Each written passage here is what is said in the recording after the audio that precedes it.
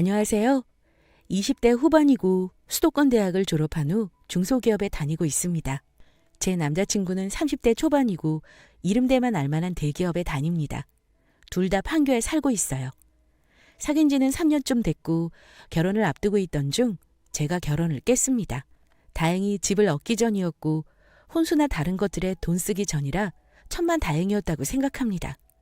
물론 결혼을 깨는 게 쉽지는 않았습니다.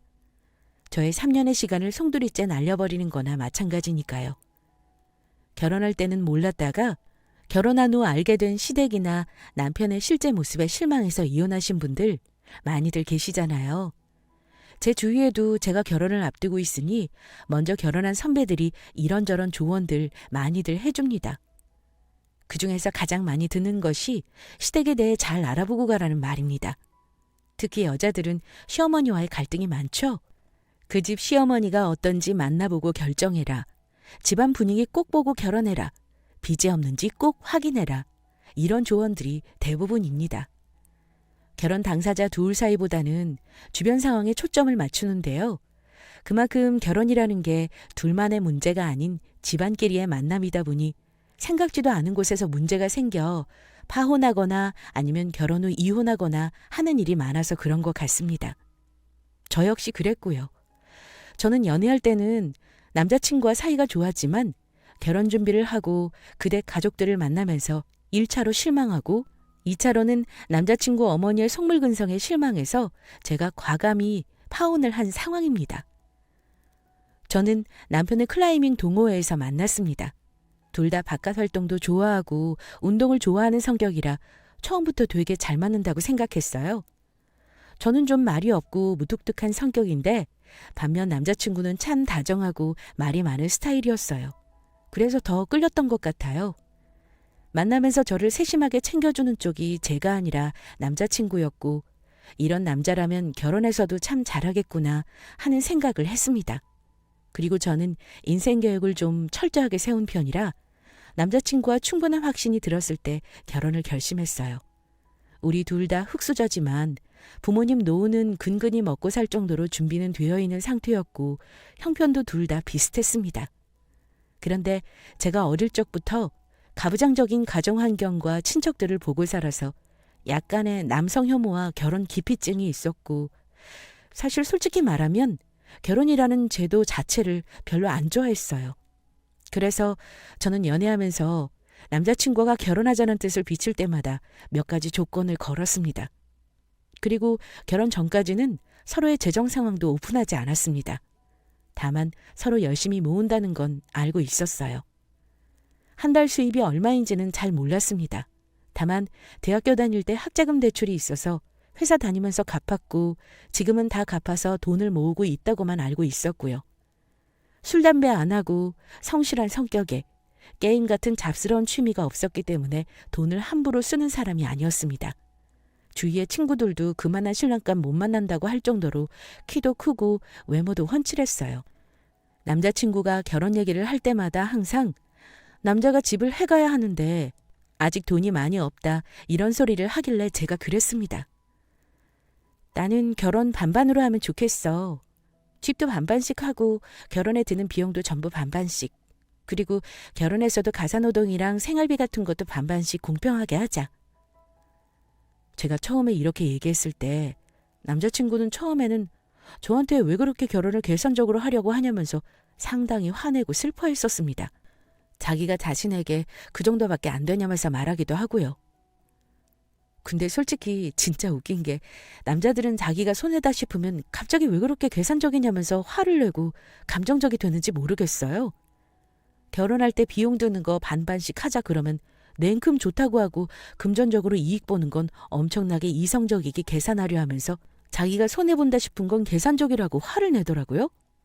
그런데 남자친구 입장에서도 반반 결혼이라는 게 그렇게 나쁘지 않은 조건이거든요.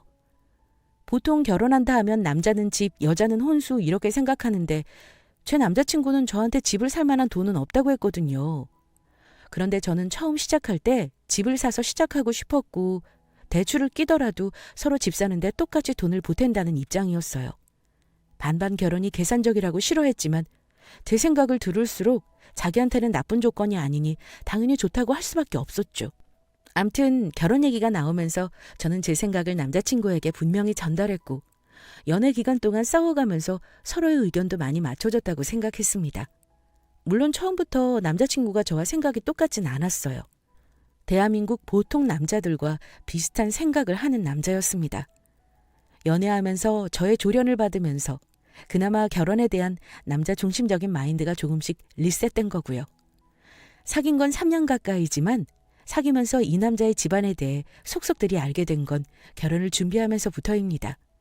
이 뜻은 즉 사귀는 내내 사실과 다르게 알고 있거나 과장이었다고 생각하시면 될 것 같습니다. 가정 환경이라든지 집안 경제적인 문제라든지 또 저희 집과 너무나 다른 사고방식에 대해서요. 저희 엄마는 전형적인 시집살이를 경험하신 분입니다. 엄마의 시어머니, 그러니까 제 친할머니가 엄청나게 시집살이를 시키셨다고 해요. 지금은 돌아가셨지만 아직도 엄마는 할머니만 생각하면 이를 가십니다. 그래서 항상 저한테 말씀하십니다. 넌 절대로 우리 아들 하는 집안에는 시집가지 말라고요. 그래서 더욱 결혼에 신중했던 것도 있습니다. 그런데 남자친구 집에 인사하러 가보니 저희 예비 시모가 딱 그런 분이셨습니다. 뵐 때마다 남자친구를 아이고 우리 아들이라고 칭하시고 항상 입만 열었다 하면 아들 칭찬만 하시더라고요. 좋게 말하자면 예비시댁 분위기는 활발하고 말도 많은 그런 분위기예요. 반면에 저희 집은 화목하지만 조용한 분위기고요. 그래서 저는 애교도 하나도 없고 차분한 스타일입니다. 물론 어느 집이든 고유의 분위기가 있기 때문에 그걸 좋다 나쁘다 말할 순 없겠죠. 그런데 제가 처음에 예비시댁에 갔다 오고 나서부터 조금 스트레스를 받기 시작했어요. 예비시댁에 처음 인사를 드리러 간다면 누구든 긴장을 하죠. 저 역시 혹여 말을 잘못하거나 행동거지를 잘못할까봐 매우 조심스러웠습니다. 예비시댁은 경기도 외곽의 40평대 아파트에서 살고 계셨고 대출이 조금 있기는 하지만 자가라고 남자친구에게 미리 얘기는 들었습니다. 집에 가보니 깔끔하게 살림을 하시는 분이었어요. 처음에 인사드리러 갔을 때 진수성찬을 차려놓으셨더라고요. 저는 제가 온다고 해서 그렇게 차리신 줄 알고 너무 죄송하고 고맙기도 해서 제가 나중에 남자친구한테 어머니 뭘 이렇게 많이 차리셨대. 나 때문에 너무 무리하신 거 아니야? 라고 물었는데 남자친구가 말하기를 원래 자기 집에선 그렇게 먹는 게 일상이랍니다. 기본 찬가지가 거의 15은 돼 보이던데 그럼 맨날 나도 그렇게 해야 된다는 걸까? 설마 했지만 더 놀랐던 건 예비 시아버지 때문이었습니다. 어머니께서 밥을 차렸는데 그냥 숟가락을 들고 드시기만 하시더라고요. 아무 말 없이 국 다 드시고 나서 진짜 국그릇 들고 국. 딱 한마디 하시는 거 보고 놀랐습니다. 어머닌 대뜸 일어나서 국그릇 들고 주방 가시고요. 결혼 결정 내리기 전에는 제가 부침성도 적어서 굳이 예비 시부모님 댁에 자주 인사드리러 가고 그럴 필요성을 못 느껴서 이번에 그런 모습을 알게 되었습니다. 그때 전 좀 흠칫했어요. 솔직히 저는 결혼하고 일 그만둘 생각도 없고 맞벌이하면서 밥 꼬박꼬박 정성 들여 챙겨줄 자신이 없는데 어머니가 진수성찬 차려주는 게 일상인 남자친구가 투정을 안 부릴 수가 없을 것 같다는 생각이 문득 들더라고요. 어쨌든 저는 인사는 드리러 갔지만 아직 결혼한 사이가 아니니 저는 예의를 갖춰 어른들께 인사는 드리되 아직 며느리 행동은 하지 않으려는 생각이었습니다. 그런 자리에서 굳이 제가 식사를 하고 설거지를 하거나 거들 필요는 없다고 생각했고요. 그런데 문제는 식사를 끝마치고 나서부터였습니다. 식사를 하고 나서 굳이 제가 있는데 설거지는 나중에 해도 되는 거 아닌가요? 그런데 남자친구가 자기가 설거지를 할 테니 저보고 거실에 가서 앉아있으라고 하더라고요. 저는 그러라기에 아무 생각 없이 거실로 나가려고 했죠. 그런데 옆에 있던 예비 시모가 갑자기 남자친구의 팔을 붙들더니 얘, 너는 왜 갑자기 안 하던 설거지를 하겠다 그러니? 여자친구 집에 데려왔다고 그러는 거야? 이러시면서 저를 보고 그러시더라고요. 얘, 우리 아들은 설거지나 집안일 같은 거 잘 못해. 나중에 결혼하면 그런 건 우리 아들한테 시키고 그러지 않았으면 좋겠다. 처음 인사간 자리에서 저한테 그런 말씀을 하시는 게 황당하기도 했고 또 그 자리에서 제가 설거지를 하겠다고 나서기도 싫어서 가만히 있었는데 어머님이 또 그러시는 겁니다. 나는 우리 며느리가 애교가 좀 있었으면 좋겠어. 여자가 부침성이 있어야 이런 일 때문에 고부 갈등이 생길 수도 있는 거야. 너희들 사귄 게 3년이나 되었다면서? 사귄 기간이 이렇게 긴데 우리 얼굴 본 게 처음이라는 게 말이 되니? 앞으로 우리 집에 자주 놀러와. 아들 없어도 혼자라도 와서 자꾸 얼굴 보면서 친해지자. 이렇게 말씀하시는데 솔직히 제가 그랬습니다. 네. 아직 결혼 전이기도 하고 차차 알아가는 게 좋을 것 같아요. 아무래도 저 혼자 예비시댁에 들락거리는 게 좀 부담스럽습니다. 가능하면 오빠랑 같이 오도록 할게요. 저는 최대한 예의 있게 말씀드린 거라 생각했는데요. 예비 시모가 하시는 말씀이 나중에 생길 둘째 며느리가 더 싹싹하면 그쪽으로 마음이 더 갈 거다. 혹시 너 우리가 무섭니? 이렇게 한마디씩 툭툭 던지시는데 시원시원하신 성격도 알겠고 웃으면서 말씀하시니 아기가 없는 것도 알겠는데 저는 아직 결혼한 사이도 아닌데 너무 부담스러웠습니다. 솔직히 제 성격상 결혼해도 제가 애교 있게 못할 것 같고요. 제 부모님한테도 생일이나 명절 빼고는 거의 연락을 안 하거든요. 물론 부모님이랑 대화할 때는 더 웃기도 하고 말도 많이 하고 하지만 아무래도 시부모님이 친정 부모님과 같을 수는 없는 거니까요. 그런데 옆에서 예비 시아버지도 거드시는 겁니다. 그래. 자주 봐야 식구 되는 거다. 나는 너희들 결혼하면 당분간 같이 사는 것도 나쁘지 않다고 생각한다. 그러면서 생활비도 아끼고 너희들 돈도 더 모을 수 있지 않겠어? 이러시는데 솔직히 그 말 들으면서 숨 막혔습니다. 제가 대답을 안 하고 가만히 있으니 남자친구가 옆에서 아버지 요즘 누가 같이 살아요. 그건 내가 싫어요. 우리 신혼인데 내가 불편해. 우리 반반 결혼하기로 했으니까 어머니 아버지도 우리 생각대로 할 수 있게 해주세요. 이렇게 말하긴 했지만 저는 딱 보고 느낌이 오더라고요. 우리 예비 시어머니 무뚝뚝하고 가부장적인 남편 때문에 아들만 보고 사셨구나 하고요. 그전엔 그냥 대수롭지 않게 넘긴 부분들인데 그냥 결혼을 앞두고 나니 하나둘씩 보이는 게 많아지더군요. 제가 너무 아둔했던 건가 봅니다. 제가 눈치가 좀 빠른 편인데 남자친구 어머니는 제가 그리 마음에 안 드셨던 것 같아요. 보통은 예비시댁에 가면 안절부절 못하고 도와드릴 게 없나 물어보기도 하고 싹싹하지 않아도 그런 척이라도 할 텐데 저는 그런 면이 없으니 그런 점이 마음에 안 드셨겠죠. 저 역시 주변에서 결혼하기 전엔 잘해주시다가 결혼하자마자 이것저것 마음에 안 든다고 시집살이 시키시는 시어머니 경험담을 하도 많이 들어서 불안하고 불편하긴 마찬가지였습니다. 그렇게 첫인사를 다녀왔는데 기가 쫙 빨리는 느낌이더라고요. 그래서 남자친구에게 말했습니다. 결혼 전에 굳이 시댁에 내가 자주 갈 필요가 있을까? 나는 오늘 인사하고 나중에 상견례 때나 뵈었으면 좋겠는데? 너무 그렇게 부담 가지 마. 네가 어떻게 느끼는지 내가 대충은 알겠는데 너도 결혼하려면 그런 건 좀 성격을 고쳐야 하지 않을까? 결혼하면서 모든 걸 다 내가 하고 싶은 대로만 할 수는 없잖아. 남자친구는 이런 부분에 있어서 제가 성격을 바꿔야 한다며 조금도 제 편을 안 들어주더군요. 그래서 제가 그랬죠. 내 입장에서 좀 생각해봐. 만약에 당신이 우리 집에 처음 인사 왔는데 우리 엄마가 오빠한테 혼자서라도 자주 놀러 오라고 하면 넌 알았다고 할 수 있어? 성격상 못하는데 억지로 애교 부리고 이러는 거 나 너무 힘들어. 나 같으면 빈말이라도 알았다고 하겠어. 집만 가까우면 뭐 맨날이라도 가겠다고 하겠다. 반대로 생각해보라고 말해도 남자친구는 이해를 잘 못하더라고요. 남친도 저희 집 놀러 가고 싶다고 말하지만 사실 저희 집은 아무리 가까워도 저는 1년에 2번 정도 갑니다. 그리고 저희 부모님도 남자친구를 그렇게 자주 보고 싶어 하지 않으세요. 결혼한 사이도 아니고 불편하다고요. 게다가 남자친구 집은 명절이고 조상 생일이고 제사를 꼭 지내신다고 하는데 저희 집은 1년에 한두 번씩 명절에든 해외든 국내든 가족여행을 갑니다. 물론 저와 제 동생도 포함해서요.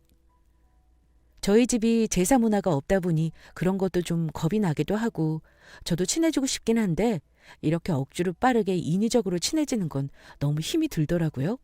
그리고 친해진다고 해도 어느 정도 선이 있는 게 저는 편하고요. 처음 만나 지금도 이런데 결혼하면 더 피곤해지지 않을까 하는 생각이 문득 들더라고요. 결혼을 한 번도 안 해봤으니 혼란스러웠습니다. 이게 맞는 건가? 다른 사람들도 다 이렇게 하나? 아님 내 생각이 너무 앞서 나가는 걸까 하고 많은 생각이 들었습니다. 그때까지는 결혼을 하지 말아야겠다는 생각보다는 서로 다른 분위기에 집안이 나서서 생기는 가치관의 혼란이구나 하는 생각만 들었습니다. 그 후 남자친구가 저희 집에 인사를 드리러 왔었고 양가 부모님 의견을 여쭈어 상견례 날을 잡았습니다. 그때까지는 양가의 반반 결혼하겠다는 서로의 의사만 전달한 상태였고 각자의 경제적인 부분은 오픈하지 않은 상태였습니다. 집 문제라든가 혼수니 예단이니 하는 것들은 상견례 때 각자 형편에 맞게 조율하기로 했고요. 다행히 결혼 날짜는 양가 모두 미신을 믿지 않으시는 분들이라 저희가 원하는 내년 봄 즈음으로 하자고 대충 시기만 정해놓기만 한 상태였습니다. 그렇게 결혼 날을 정해놓고 이런저런 결혼 준비로 바쁠 때였습니다.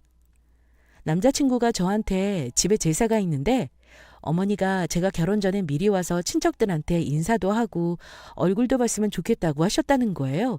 물론 예비 시어머니가 저를 일을 시켜먹겠다기보다는 결혼 얘기도 하고 집안 분위기도 보게 하려고 그러는 것 같긴 했어요. 그런데 딱 잘라 거절하기가 힘든 게 남자친구가 너무 간곡하게 부탁을 하더군요. 이미 친척들한테 제가 온다고 다 말을 했다면서요. 그래서 그냥 눈 딱 감고 당일날 곱게 치마 정장을 차려입고 찾아뵈었습니다. 어머니가 제 차림을 보더니 아유, 얘는 음식을 날라야 하는데 불편하게 옷을 뭘 그리 차려입고 왔어? 이러시길래 저희 엄마가 인사드리러 갈 때 꼭 정장 입고 가는 거라고 가르쳐 주셔서요. 상견례도 안 하고 시댁 드나드는 건 예의가 아니라고 배웠는데 오늘은 실례하겠습니다. 이렇게 말씀드렸더니 머쓱한 표정을 지으시더라고요. 어머니는 저한테 음식도 간보라고 하시고 제 길을 닦으라고 하시면서 앞치마를 주시기에 제가 웃으면서 어머니는 손님한테 이런 것도 시키시나 봐요. 했더니 못마땅한 표정이 역력한데 차마 제가 웃고 있으니까 뭐라 하지는 못하셨어요. 그리고 남의 집 조상 제사 지내는 밥상에 절까지 다 하고 집에 가려는데 주말에 밥 먹으러 오라고 또 하시길래 이번 주는 오빠랑 저희 집에 가기로 해서요. 저희 집 가서 아빠 차도 세차해야 하고 엄마가 이불 빨래 해야 하는데 발로 꼭꼭 밟아서 해야 한다고 오빠가 꼭 와서 해줬으면 한다고 하셔서요. 이렇게 말했더니 어머니가 그래, 다음에 보자 하시는데 아마 화가 많이 나신 것 같더라고요. 화난 건 저도 마찬가지였습니다. 웃고는 있었지만 저는 저를 시댁 제사회까지 데려간 남자친구와 거길 오라고 한 어머니한테 화가 났어요. 결혼 전에 시댁에 자주 가는 걸 원치 않는다고 남자친구에게 분명히 말했고 이런 걸로 싸우고 싶지 않다고 했죠. 그래서 그날 이후 결혼할 때까지는 남자친구 집에 가지 않는 걸로 확실히 약속을 받아놨습니다. 그리고 얼마 후 추석을 앞두고 있었는데요.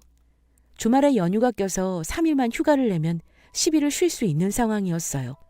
저는 결혼하기 전 우리 가족과 가는 마지막 여행이 될 것 같아서 봄부터 계획을 하고 있었고 동생과 제가 비행기 티켓이랑 호텔비를 부담하고 나머지 경비는 부모님이 부담하기로 하고 유럽 여행 예약을 했습니다. 매년 여름 휴가를 가족끼리 가거나 엄마랑 아빠랑 둘이 다녔기 때문에 저한테는 부모님이랑 여행 가는 것이 이상할 게 없었습니다. 저 역시 회사가 외국계 회사여서 휴가도 자유로웠고요. 이건 남자친구와는 상관없는 저의 집안일이었기 때문에 당연히 자세히 말하지 않았었고 여행 가기 한 달 전쯤 부모님 모시고 유럽 여행 다녀온다고 얘기를 했고요.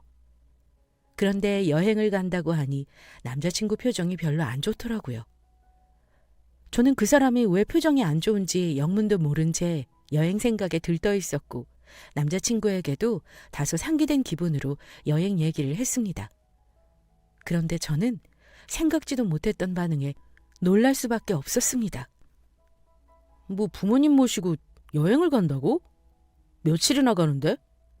응, 나 휴가 쓰고 9박 10일로 서유럽 다녀오려고 해. 우리 부모님이랑 결혼 전에 마지막으로 가게 되는 거라 너무 기대된다. 아빠가 결혼 전에 다 같이 갈 수 있는 마지막 기회라고 꼭 같이 갔으면 좋겠대서 당연히 간다고 했지. 그래? 가족들 다 가는 거면 돈도 꽤 들겠네? 응.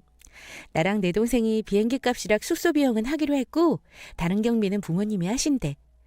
나는 그냥 전부 내 돈으로 모시고 싶은데 엄마 아빠가 그건 또 싫다고 고집 부리셔서. 그럼 추석 때 우리 집은 안 올 거야? 이러는 겁니다. 저는 결혼 전 명절에는 예비 시댁에 갈 생각이 조금도 없었습니다. 그럴 의무가 있는 것도 아니었고요. 그래서 결혼도 안 했는데 추석 때 오빠네 집에 가야 할 이유가 있어? 나도 내 할 일이 있고 결혼 전이니까 당연히 우리 가족하고 보내는 게 맞는 거 아니야? 오빠도 추석이라고 우리 집에 인사 오고 그럴 필요 없어. 어차피 결혼하면 하는 거잖아. 제가 이렇게 말했더니 남자친구가 황당하다는 듯 말했습니다. 너는 그러면 결혼하기 전에는 그냥 남처럼 지내자는 거네? 어차피 가족 될 건데 결혼 전이라도 명절 때 잠깐 찾아뵙고 인사드리는 게 뭐가 그렇게 어려워? 난 당연히 그렇게 할 줄 알았어. 근데 너네 가족들하고 여행 간다는 말 들으니까 좀 황당하네?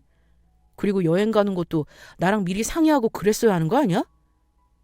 아니, 오빠 돈 들어가는 것도 아닌데 왜 상의를 미리 해? 그리고 나는 결혼 전에는 굳이 오빠네 집에 갈 필요 없다고 생각해. 여행 안 갔어도 난 안 갔을 거야. 그래? 네 생각은 그렇단 말이지? 아무래도 안 되겠다. 우리 다시 좀 생각해보자. 저와 그 사람은 그날 크게 다투었고 저는 돌아와 아무리 생각을 해보아도 남자친구가 왜 기분 나쁘고 화를 내는 건지 이해가 가지 않았습니다. 제가 너무 개인주의인가도 생각해봤고 입장 바꿔서 생각해보기도 했는데 저는 남자친구가 저처럼 부모님 모시고 결혼 전에 여행을 간다고 해도 전혀 기분 나쁠 것 같지가 않았어요. 생각을 해보겠다는 건 결혼을 다시 생각해보겠다는 건지 내가 여행 가는 걸 다시 생각해보겠다는 건지 모르겠어서 남자친구와 대화를 해보기 위해 연락을 했지만 그날 이후 어쩐 일인지 제 전화를 잘 받지 않았습니다. 문자를 보내서 만나자고 해도 묵묵부답, 전화를 해도 안 받고 그렇게 일주일이 지났는데도 연락이 안 되길래 제가 남친 집 앞으로 찾아갔습니다. 남자친구가 화가 난 건 이해가 안 갔지만 뭐 자기가 화가 났다고 하니 하루 이틀 정도는 감정을 가라앉히느라 그랬을 수는 있어요. 그런데 일방적으로 제 연락을 피하고 전화를 안 받는 건 저도 화가 나더라고요. 그런 식으로 대화를 회피하면 문제 해결이 안 되는 건데 만약 제가 남자친구의 이런 모습을 몰랐던 거라면 저도 다시 생각해보고 싶었습니다. 집 앞에 찾아가서 전화했더니 역시나 제 전화를 안 받더라고요. 그래서 문자를 남겼습니다. 집 앞에 있으니 나오라고요. 한 20분쯤 기다렸나 봐요. 저도 기다리다 보니 기분이 나빠져서 그냥 돌아가려고 하는데 제 차 창문을 두드리더라고요. 저는 남자친구에게 말했습니다. 대체 내가 뭘 잘못했길래 전화도 안 받고 화를 내는 거야? 얘기를 해야 나도 이해를 할 텐데 나 일주일 동안 생각해봐도 내가 부모님 모시고 여행을 가는 거에 오빠가 화를 내는 이유를 도저히 모르겠어. 모르겠다고? 정말 이건 아닌 것 같다. 너는 생각이 보통 다른 여자들하고는 너무 다른 것 같아. 아니 결혼 전에 유럽으로 놀러 가는 예비 신부가 어디 있어. 유럽 여행 갈 돈 있으면 결혼 준비에 보태야 하는 게 많은 거 아니야? 이러는 겁니다. 아, 지금 화난 게 그것 때문이야? 그러니까 여행 가는 돈 아껴서 결혼 비용에 보태야 되는 거 아니냐 이거네? 제 말에 남자친구는 그래, 여행 보내드리기로 했으면 당연히 네 시부모님도 챙겨드려야 하는 게 정상 아니야? 나는 네가 나랑 우리 부모님을 가족으로 생각하지도 않는 게 기분 나빠. 그리고 우리 반반 결혼하기로 한 거잖아. 근데 왜 너만 너희 친정 부모님한테 돈을 쓰냐고. 우리 부모님한테 너 친정 부모님 모시고 유럽 여행 간다고 말씀드렸더니 기가 차 하시더라.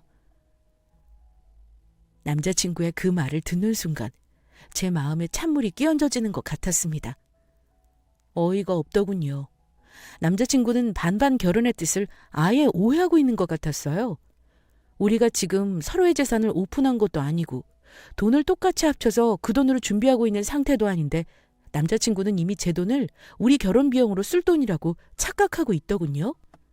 오빠, 그래서 지금 우리 결혼 비용 같이 합치기도 전에 내 돈을 친정에 쓰는 게 아깝다는 거야? 내 돈은 내 돈이지 오빠 돈이 아닌데 그게 왜 아까운 건지 모르겠어? 어차피 결혼 준비하면 합칠 거잖아. 그럼 그 돈에서 쓰는 게 되는데 너도 좀 생각을 해봐. 유럽 여행은 부모님하고 동생만 가시면 되지 굳이 네가 가야 해? 아 그리고 기왕 결혼 전에 마지막으로 가는 거라면 장인어른이 다 비용 부담할 수도 있는 거잖아. 대체 오빠가 돈이 얼마나 있길래 내 돈도 쓰지 말라는 거야? 모은 돈이 얼마인지 우리 각자 얘기 좀 해보자. 제 말을 기다렸다는 듯 남자친구가 말하더군요. 나 꽤 모았어. 현금 1억 정도 있고 이 정도면 우리 부모님 도움 없이도 너랑 반반하면 충분하다고 생각하는데? 1억 모았다는 남자친구의 말에 저는 코웃음을 쳤습니다. 솔직히 저 남자친구보다 직장 생활을 먼저 한 것도 있었지만 재테크를 좀 잘하는 편이거든요. 그런데 저는 이렇게 차이가 날 줄은 몰랐습니다. 그래? 잘 들어 오빠. 난 현금 3억 있고 내 이름으로 된 작은 빌라 하나 있어. 아마 시가 2억 좀 넘을 거야. 지금은 월세 주고 있고. 그럼 우리 결혼할 때 오빠가 가진 거에 맞춰서 돈 나눠야겠네? 생각보다 오빠가 모은 돈이 적어서 걱정이다. 나 처음부터 집을 사서 시작하고 싶은데 그 돈으로는 집 못 사. 반반 결혼이 아니라 내가 돈을 더 보태게 생겼는데? 제가 가진 재산을 말하니 남자친구는 꽤 놀라는 눈치였습니다. 그러더니 갑자기 태도가 누그러지는 겁니다. 혜준아, 생각해보니 네 말이 맞는 것 같아. 일단 우리 상견례하는 건 너 여행 다녀와서 잡는 걸로 하자. 내가 우리 어머니한테는 그렇게 말씀드릴게. 난 전세도 가는 것도 괜찮다고 생각하는데 네가 현금 가진 거면 우리 대출 조금 끼고 집 살 수 있겠다. 그렇지. 여행 잘 다녀와. 왜 갑자기 태도가 바뀌었는지 알 것 같았습니다. 남자친구는 제가 가진 현금 3억과 월세 꼬박꼬박 나오는 빌라에 마음이 풀어진 거였죠. 그 후 우리 식구 여행 갈 때 쓰라면서 현금 100만 원을 주더군요. 그건 고맙게 받았습니다. 우리 싸움은 남자친구의 태도 전환으로 그렇게 일단락 되었고 그 후 저는 친정 식구들과 유럽 여행을 다녀왔습니다. 그런데 사람 마음이 참 웃기더라고요. 여행을 가서 남자친구와 물리적 거리를 두고 있자니 뭔가 우리 사이를 객관적으로 바라봐지는 게 가능했습니다. 우리 가족들과 여행을 하는 동안 곰곰이 생각을 해보았습니다. 그런데 굳이 제가 이 결혼을 해야 할까 하는 생각이 들었어요. 첫 만남 때 시부모님은 저를 별로 탐탁지 않게 생각하셨고 게다가 남자친구라는 사람은 가족들과 유럽 여행도 돈이 아깝다면서 못 가게 했으니까요. 문득 이렇게 속 좁은 남자랑 결혼하면 내 인생이 고달프겠다는 생각이 들었습니다. 결혼하면 시어머니 눈치, 남편 눈치 보느라 친정은커녕 여행도 내 돈 주고 마음대로 못 다닐 것 같았거든요. 그래서 결혼 전에는 꼭 그쪽 부모님을 만나보고 집안 분위기도 봐야 한다는 말이 있는가 봅니다. 열흘간의 여행을 마치고 한국에 돌아왔는데 현실로 돌아오니 갑자기 결혼을 앞둔 제 현실이 되게 낯설더라고요. 저는 남자친구와의 결혼 문제를 좀 더 생각해보고 싶어서 일부러 다녀오고 나서 연락을 하지 않았습니다. 그런데 남자친구는 얼른 상견례 날짜를 잡자고 줄기차게 연락을 하며 저를 재촉했습니다. 우리 상견례 날 언제로 할 거야? 우리 엄마가 얼른 보자고 하셔. 결혼이 내년 봄이면 집도 그렇고 얼른 구해야지. 시간이 많이 남은 게 아니라니까. 그리고 우리 결혼 비용 말이야. 네가 3억이 있으니까 내 돈 1억 보태서 4억으로 하고 나머지 모자란 건 대출받아서 우리 집을 사자. 이렇게 말을 하는데 갑자기 정이 확 떨어지는 거예요. 제 돈 3억을 집 사는데 다 보태라는 거잖아요? 그래서 제가 그럼 명의는 내 명의로 할 거야? 내가 돈을 더 많이 보탰잖아. 그랬더니 야, 그래도 내 돈이 1억이나 들어가는데 공동명의로 해야지. 엄마한테도 그렇게 하겠다고 내가 말씀드렸어. 그랬더니 당연히 그래야 한다면서 좋아하시더라고.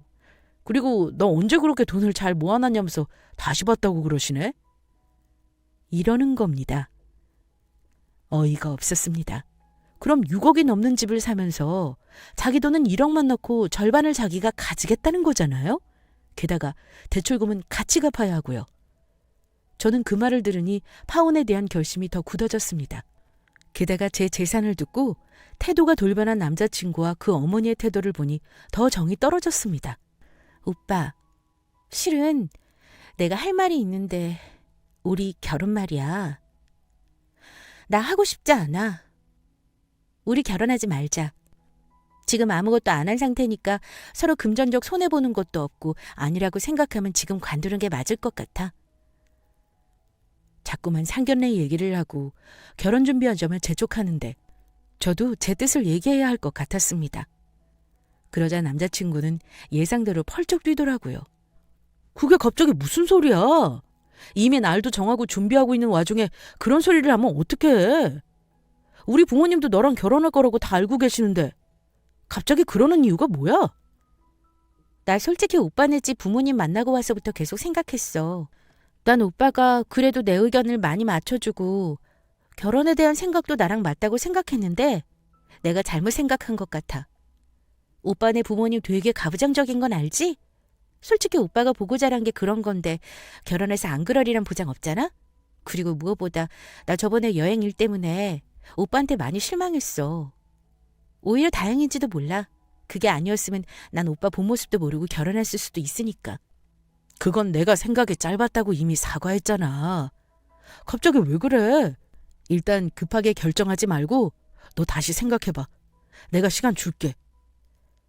그 사람은 당황한 듯 일단 오늘은 더 이상 말하지 말고 좀 더 생각해보고 얘기하자고 하더군요. 생각을 더 하면 뭐 하겠어요. 이미 제 마음은 헤어지는 걸로 굳혀졌는데.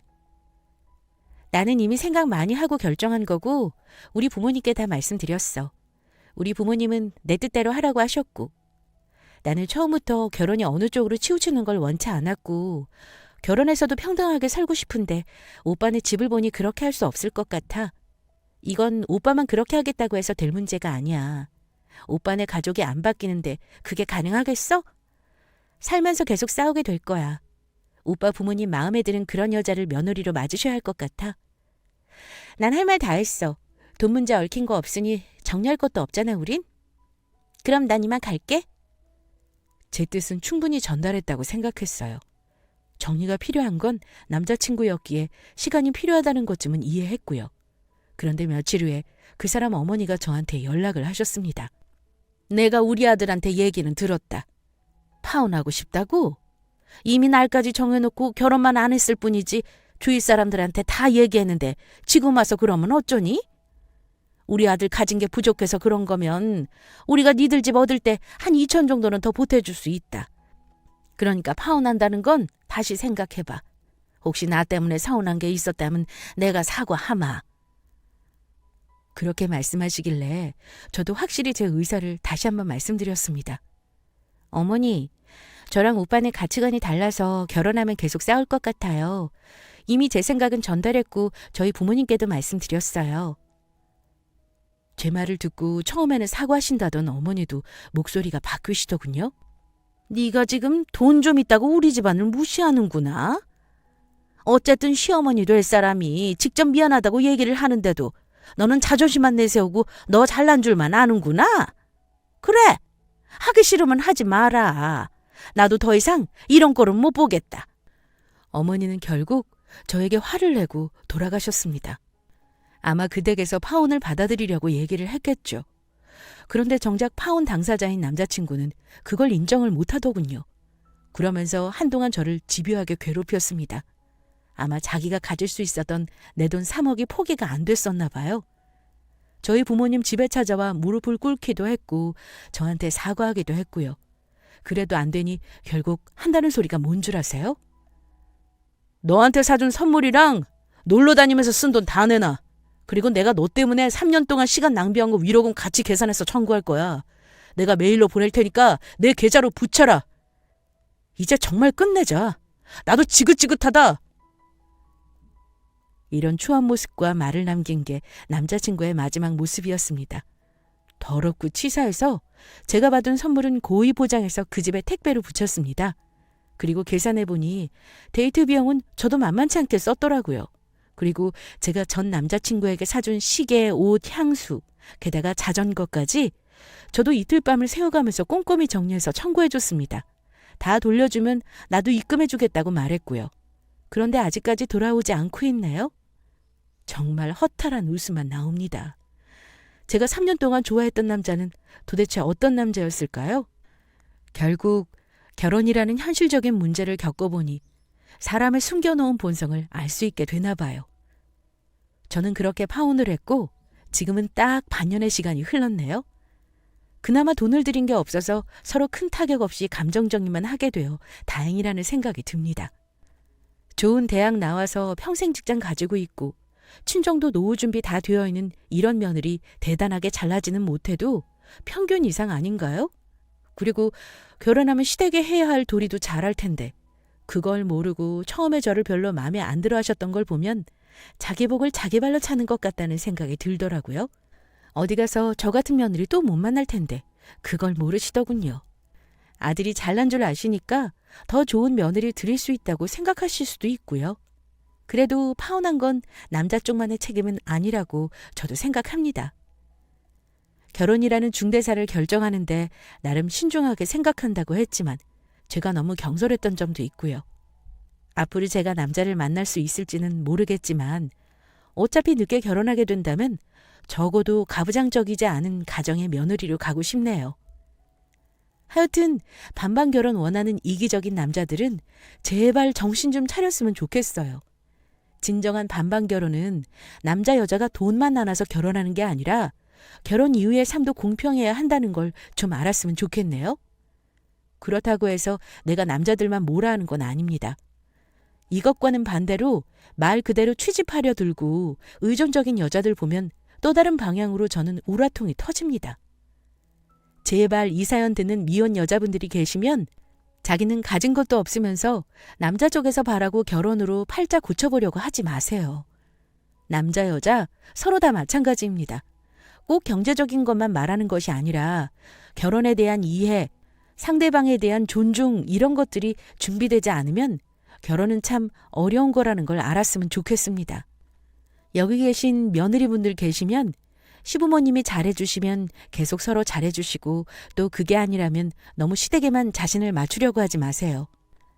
항상 자기 자신을 잃지 말고 존중하고 또 존중받고 그렇게 사시길 바랍니다. 제 사연은 여기까지예요. 별로 유쾌하지 않은 제 파혼 얘기 들어주셔서 감사합니다.